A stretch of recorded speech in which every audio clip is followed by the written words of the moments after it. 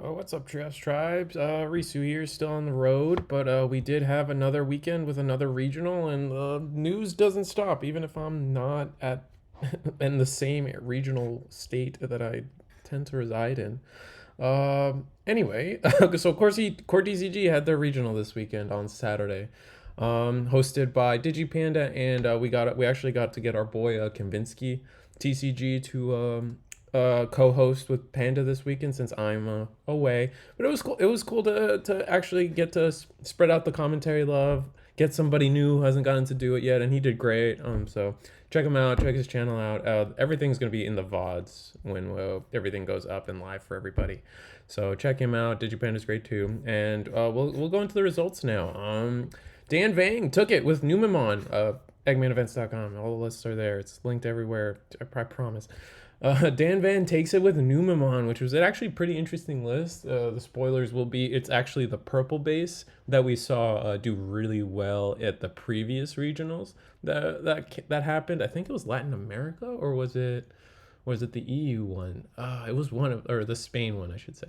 But one of them had a Numemon, and like we'll get there. We'll get there.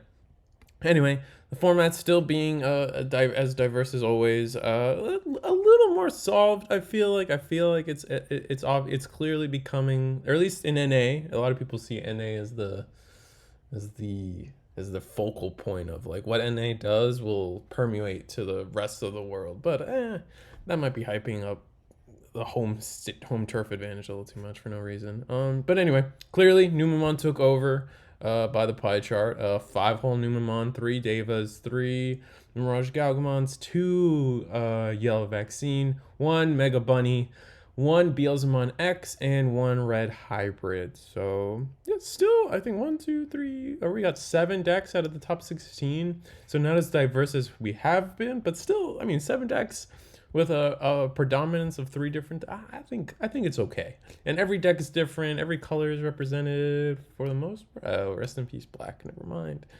I guess New Amounts black, right? I mean, yeah, it's like yellow. Whatever. Yeah. So let's just go into the list. I'm trying to make this quick. I'm trying to be concise, but on the road makes it hard. So anyway, red hybrid, ninth place. Congrats as always. Um, Right, there's so much to be not said about hybrid that's already been said, so I'll point out the things that I thought were interesting right away. Only actually opting to play one of the BT4 Flamon. Typically, we see 0 to 2 or 0 and 2, not in between. This is the first list I think we see with one there. And conversely, this is the first. I think this is one of the very few lists of Red Hybrid we see actually play the full suite of 12 champions and 0 Blitz Omnimon, which is actually interesting because, I mean, oftentimes Red Hybrid needs that one more check for game, and you can't without the memory that you can do. Like Blitz Omni is typically how it gets. Going lower on the Gravity Crush, actually playing a red memory boost. I've seen a lot of Red Hybrids opt to not play memory boosts at all. So interesting. Wish I could. Yeah. So pretty red, a really red hybrid list. We'll go to the next. We're gonna go 15th place. Oh, this is Mario's list. Oh, Mario Gaming World. Congrats on getting your invite and all this stuff. He's got a real video for his own deck list. So if you actually want some like real insight on his ratios and everything, I'm sure he's got a video out posted. Go look at it. If I remember, I think his video was titled, he called this red Marcus hybrid or Marcus Rush. I think he used Marcus in his name. That being said, he only at least the data we have, he only ran 3 Marcuses. Maybe I'm wrong on what he called it. Maybe he gave it a special name. We're calling it Yellow Vaccine because I don't think this was enough Marcuses to justify that name, but I'm ignorant, man. He'll explain it in his video, and we'll just assume he's right and not me. Playing the Agumon to make the Marcuses worth it, and then Zephyrmon being the 6K bot, a 6K hybrid that swings over Shine Greymon Ruin mode, kind of good. Playing a suite of Rapidmons because they're all vaccine, interesting 2-2 split. Playing a Greymon package in general is pretty good, especially since we're playing all like Rise Greymons that are just playing our Marcuses. The only time this OG BT2 Rise Greymon, the only way it would whiff is by playing TK. Not whiff. I mean, I guess both TKs are kind of meh, because this, for the uninitiated, this Rise Greymon lets you play a yellow tamer when digivolving, but you do not get the on play effect. So all your TKs are just not doing their thing. Unfortunate. And then playing, playing your vaccine aces. Aces are a good mechanic. It's definitely the aces are the future. You need to start worrying about aces at every level, and the potential's there to get got. So don't get got. And then playing Kentarismon, that's an interesting. It's an interesting one considering. I mean, I guess if your plan is full on aggression, just sack a security, swing again, not too bad. Again, I don't want to harp on too much. I don't want to steal his thunder too much. He's got a video on it, I'm sure. So check out Mario's list, Mario Gaming World. He's topped with every color. And then we're going to call it the second yellow hybrid or yellow vaccine list that did well. Pretty standard bottom end with your collection of floodgates, the Patamon that's mandatory, the Kudamon to help you find your TKs, because this TK from BT14 is so important. Playing the full 8 Rapidmons, they are vaccines and they do have really good win digivolving effects, and being able to cheat out that evo cost through the Patamons, pretty hyper important. Playing one of the movie Patamon, what's this guy do again? Oh, he searches the 2 colors, right?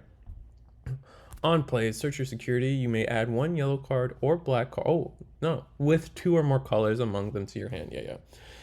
If you add 1, then heal 1, blah, blah, blah, blah, blah, blah, blah, the typical yellow searching security. So you're actually able to get this MegaGargomon ace, and this probably gets people really bad. This is really cool. So if you're on Rapidmon at all, you can suddenly ace into a level 6 and really get people who aren't expecting it, especially in yellow hybrid, you're not expecting it. And if they don't have the MegaGargomon, then they can have the Magna-Angemon and Angemon ace surprise. Ooh, that's good. That's just good. Oh, and then we're playing the Sandsomon. This is probably the most standout, not standout, but the most unique, I think, of all the top 16s that we've covered. This is the only copy of Sandsomon to show its face. When digivolving one of your opponent's gains net security -1 until the end of the turn. Okay, and the inheritable. When attacking once per turn, one of your opponent's Digimon gains security and attack -1 until the end. Okay, so it's just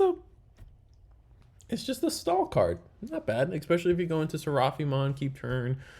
I can't complain. It's a good card, especially with Venusmon. You'll be able to infinitely loop a Venusmon, infinitely stun a Digimon, right? So Venusmon, when digivolving, that's a turn that a boss monster can attack. If they promote, then you could just keep giving it a security -1, so it just will never get its when digivolving when attacking effects. That's kind of busted. Everything else sounds pretty yellow hybrid-ish. Or I keep saying that, yellow vaccine-ish. Anyway, congrats on 8th. Beelzemon X. Ooh. All right, so before we start talking about Beelzemon X, let me just update a very important spreadsheet that I have. Oh, come on, Google Sheets. Yeah. All right, that looks good. Yeah. All right, Beelzemon is a fan favorite deck. Everyone loves that deck. What is there to say? It's just, to me, will always be the deck that I consider the floor of the format. Like, you have to be able to do something Beelzemon-esque in terms of being able to just win a game sometimes. And that's just kind of where Beelzemon sits. It's definitely been power crab push out of the meta, can't control as much, mostly because like the introduction of aces has made things really awkward for Beelzemon, on top of just security control and bigger blockers. And MegaGargomon is a really good card against this, because a lot of the ways Beelzemon gets advantage is by attacking at a weak level, like usually attacking with a Balmon or something. And so yeah, I mean, in terms of ratios, everything seems pretty standard to me. I feel like the non-X antibody count of Beelzemons is pretty high. Maybe I could be wrong. Not playing the BT10 Balmon, the Crossheart Balmon, is also interesting. And then not playing a second, I consider it a secondary level 4, because we got our Wizard Mons like we always do, but typically people try to bump up that champion count. I'm not doing that here. Yeah, it works. But yeah, Beelzemon, congrats on 6. Congrats on becoming the newest, best Beelzemon in the West. It's time to talk about the Miragegaogamons. Not much to be said. I feel like, oh, so this list actually ran the Dragon Mode Ace, and as we keep going, being able to catch people off guard with aces at any point is just good. I mean, especially if people aren't expecting it in a deck like Mirage, you're just gonna win games flat off the fact that you digivolved into this thing and they weren't expecting it. They wanted to swing into your guy for free, and the next thing you know, you Imperialdramon Dragon Mode them, and you get a Tamer for free. You get a body for free. In this deck, we actually can play the. This is one of the first use cases of Numemon I see. Instead of playing like CoreTCG, so you can be bigger than a Ruin Mode blanket effect. Just a good card. It's just sometimes you don't. I mean, we're only playing this as a secondary level 6, so it's either BT11 Miragegaogamon or our Dragon Mode Ace. And I didn't mean to click that, but it's all right. We'll be back home in my normal setup soon. Oh, stupid ad. Yeah, nah, yeah. Let's go into the next Mirage. There's a few Mirages to talk about. Let's see if there's any major differences here and here. Playing Numemon instead, sure. Extra source strip to fuel your Numemon Ace is always good. Actually playing the Arrow Vidramon for the extra security attack +1 is very important, instead of playing the blocker or MegaGargomon to play like a little defensively. Just opting to go for that extra step of aggression, but everything else looks pretty the same. Only playing 3 eggs. I wonder if that's correct. It's just upping the chance on playing Bukomon, busted. And then the Devimon in my previous video, someone told me that it actually gets your champions above a Ruin Mode blanket. So busted. So yeah, it's very interesting that we value this Bukomon so much that we'd rather be on 3 Digibubbles than 2 or 4 rather, but good enough, I guess. I think we have one Mirage. Yeah, one Mirage. This is our 4th place Miragegaogamon. Playing a Floodgate is interesting. Still on the Numemon. And then opting not to have Arrow Vidramon, playing the blocker MegaGargomon, still on Zvudamon, and then actually playing the Evade Miragegaogamon. I think the Evade Miragegaogamon is still good and still has its merit, mostly because Evade's a good keyword, right? And then being able to, it's one of your secondary ways to get a Thomas out for free if you can bounce a Tamer, and more decks are playing Tamers, so being able to bounce a Tamer, it comes up. It's just rough that the digivolving for 4 is a thing, and it's hard to, you don't get that refund, so you don't get the turbo into a 6 like you can with the BT11 one. It's just rough, but yeah, wish I could say more right now, but we're trying to keep things concise because I'm in a hotel room. Our 3rd place, MegaGargomon, the bunnies deck. Like, let's see if there's anything I can suss out right away. Loving the Fire Rocket collection of Tamers. Yeah, I mean, no Lopmon. I think that's probably the biggest takeaway from this list right now, is they're not playing Lopmon at all. Just playing a full suite of every Terriermon, and then a playset of the starter deck Terriermon that came out recently. Pretty good. I can't complain. The champion count. This just feels like such a terrifyingly low champion count, but I mean, it got them 3rd place, so who am I to judge, really? Playing the 4 full of trainings, 1 Heaven's Judgment, because we have the potential to go 1, 2, 3, 4, 5 colors. I mean, if we're like in a perfect world. Playing an interesting top end of 1 Quartz, Merciful Mode, and a Death X. Death X is good, and then it's interesting, like, sometimes you want the trash, you want an answer for people's trash. Merciful Mode's great, especially with the rise of Deva. Just 10 Devas or 4 Sovereigns to the bottom of their deck kind of cooks their plan. Oh, I didn't want that. But yeah, 3rd place, bunnies. Congrats. Actually playing mostly the Niaromon. That's actually a call out. I feel like most people are on like either a draw Digibubble or something, but no, full on Niaromon. All turns while this Digimon is suspended, getting 1k. Actually helps with the blocker scenario, because the funniest thing is that MegaGargomon is only 12, and that's kind of low nowadays, especially if you're trying to be a blocker. So next list. Okay, so now we're talking about the Devas. I can't do a funny meme this time because I don't want to take up too much time with memes. Actually playing all four sovereigns, actually playing the higher count of Drigger himself, just because I don't know. I think people saw that list do well and realized that the Tiger's not that bad. Actually, deciding not to play the blue version of Miharamon, the actual like in archetype version of the Miharamon, and opting to play the BT13 one, the Leopard one. It still has an on play effect, still good. It's not a bad card, and unless you have more green in the deck, but it's not like we're playing the MegaGargomon to justify it. So I think everyone says the blue ones suck, and I'm inclined to believe them because everyone says it. Playing, and then our second one actually just playing the full in archetype Devas, and then actually the standout of here is actually playing a Bancho Leomon.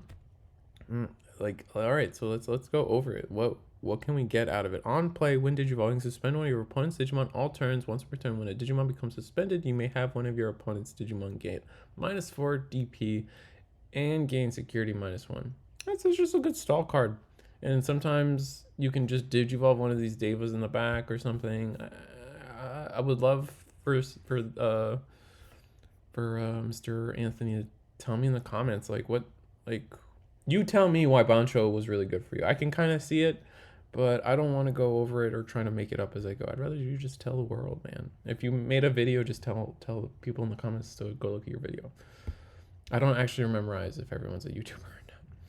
All right, then this is our second place Deva list. Actually playing the green Miharamon and then playing the MegaGargomon to up our green count to justify it all.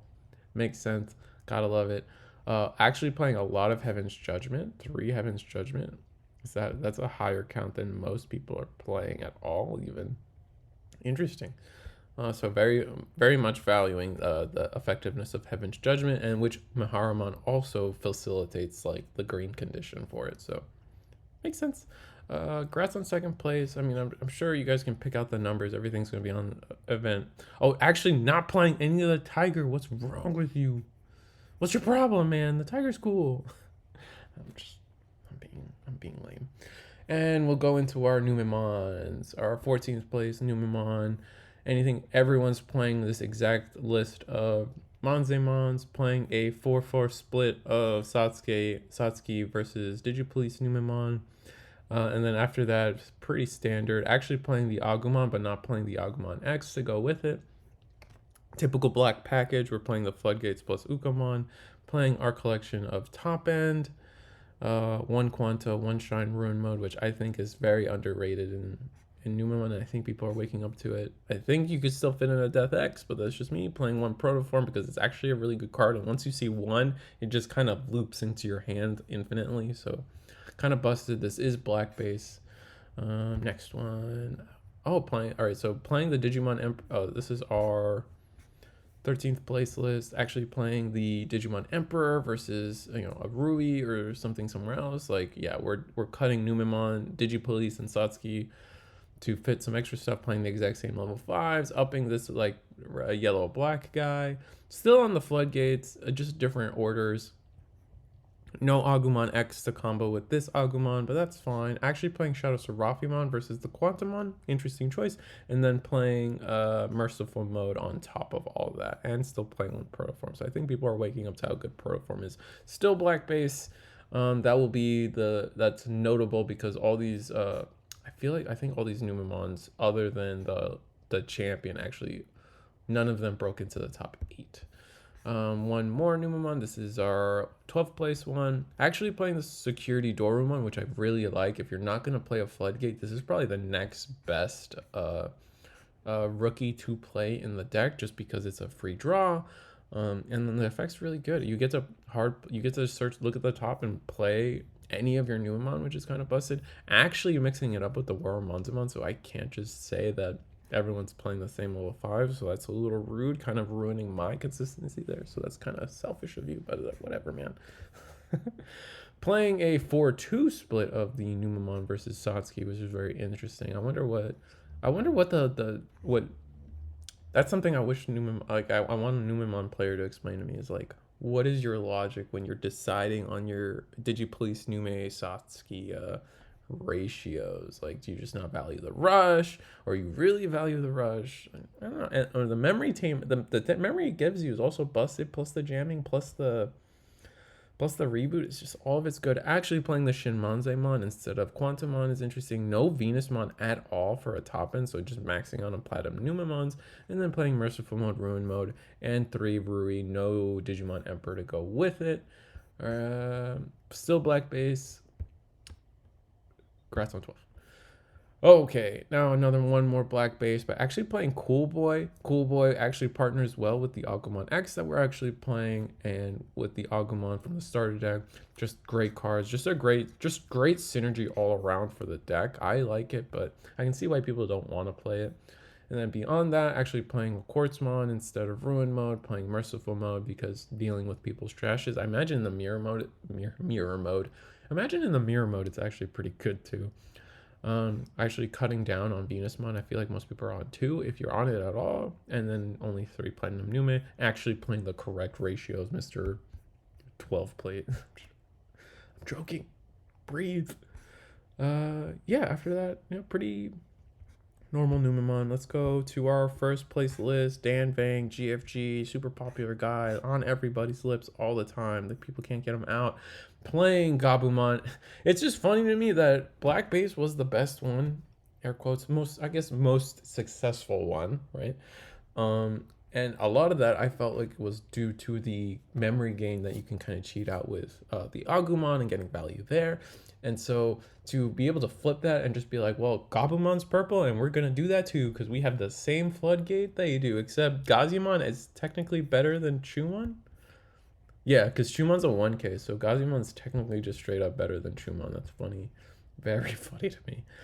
Playing the Gabumon X because it's busted. Why not? Sometimes it's a draw 2. Discard something you're going to... something you want in trash anyway, right? Playing the Chimeramon. I've been loving Chimeramon in this deck. Every time it comes up, I'm like, you can give it jamming. Well, you can't give it jamming. Excuse me. But because one of your Numemons will have jamming and a different Numemon could potentially float, you almost always have access to 2 level 4s on board to just, and then do your thing. You can have up to how many colors? 1, 2, 3, 4, 5 colors. In a perfect world, you can have 5 colors in this thing. That's nuts. Actually playing the Azulong, I feel I would love, maybe I need to ask Dan Vang himself what how often Azulong got people, because I've been preaching that the Azulong in this deck is one of the best things you can do for a top end, because people have a certain way they try to play against Numemon, and this Azulongmon will get them off guard every time, I promise. And then actually the spoilers I was trying to save us from earlier is just Zord Defeat. Zord Defeat just is the answer to Leviamon. A lot of the times they cannot go into Leviamon without unintentionally deleting the Zord Defeat. And then Zord Defeat just responds by deleting your Leviamon, and you don't get any value anymore, which is probably why we see one of the reasons why we saw no Leviamon being played at all, even this format. Which is what, and then the other thing was interesting is because Numemon did so well this tournament, we can kind of see why like Mirage did so well, right? Because with Mirage doing well, or with Numemon doing well, their security is kind of weak, other than Heaven's Judgment that they sometimes run. But sometimes we're swinging for jamming and they don't have enough colors on board anyway, so we're swinging jamming and it doesn't matter for 1K. It's just interesting how the flow of the meta went for this tournament, I think. But and then 2-4 split on the Tamer to Numemon Digipolice. Playing one Protoform because you have to, Ruin Mode, Merciful Mode, kind of the standard level 7 package. I guess sometimes they play Quartz, but like nothing weird, right? And actually playing the proper level 5 numbers. Just interesting stuff. Actually playing the full 5 babies. Like, what babies are we playing? On deletion by trashing 1 level 5 or higher Digimon in your hand, draw 2. So I like this. It lets you put a Platinum Numemon in grave if you needed to draw 2. Or maybe if these Ward defeats or these level 7s are causing you to brick, you just pitch those and get some draw 2s out of them. Especially since we're on 3 Ward defeat. I think the other player, like, when I asked before, like, they told me about they told me about the Leviamon thing, which was really good. And then just being able to just Digivolve for 3 and kill its Tamer sometimes is really good. Anyway, yeah, congrats Dan Vang. I'm sure it's cool to see a popular player take a win like that, and congrats, you did it with Numemon. You finally broke your cuffs. You took off the Rock Lee weights to stop. You stopped playing Imperialmon for a day to guarantee your invite. So congrats on that. This is an NA event, so everyone gets an invite for the top 16, and then I believe the top 8 get a serialized Omnimon. So sick, man. Anyway, made this quick as possible. I'm still on the road. Probably the world will be returned to normal next week. But yeah, EggmanEvents.com. Always come here for all our events, all Bandai games we cover. And like, share, subscribe. See you guys next time.